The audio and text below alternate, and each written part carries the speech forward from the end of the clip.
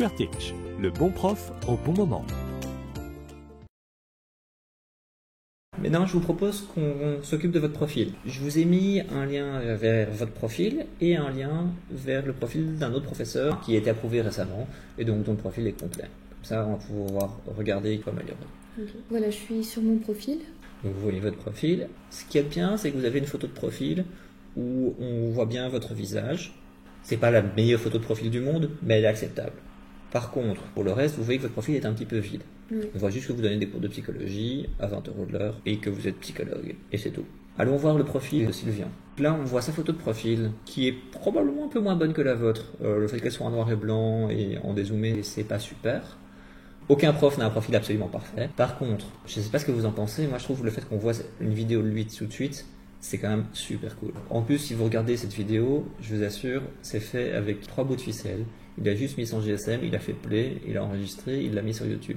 En dessous de la vidéo, si on scroll down un petit peu, vous voyez que vous avez présentation et vous avez lire plus. Donc là, vous voyez que vous avez une présentation un peu complète. Chose importante, il a utilisé une structure avec des titres. Vous pouvez tout à fait utiliser les mêmes titres ou utiliser d'autres titres, c'est à vous de choisir. Mais c'est important de mettre des titres pour couper votre texte. Si vous mettez un gros bloc de texte de 30 lignes, les gens n'auront pas envie de le lire. Si vous le coupez avec des titres comme ça donne beaucoup plus envie de le lire, ça a un air beaucoup plus sympa. Dernier élément, regardez les cours qu'il donne. Il donne cours de maths, SVT, physique, chimie, thermodynamique, transfert thermique, mécanique des fluides. Il donne des dizaines de cours. Ici, il s'agit peut-être de quelqu'un qui a peut-être été un petit peu trop loin dans ce sens-là, mais pourquoi pas. Si on regarde chez vous, vous donnez des cours juste de psycho.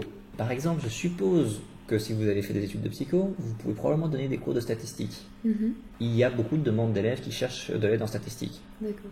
Et qui sont tout à fait prêts à payer 20-25 € de l'heure pour des cours de statistique niveau universitaire sans aucun problème. Si j'étais vous, je rajouterais statistique.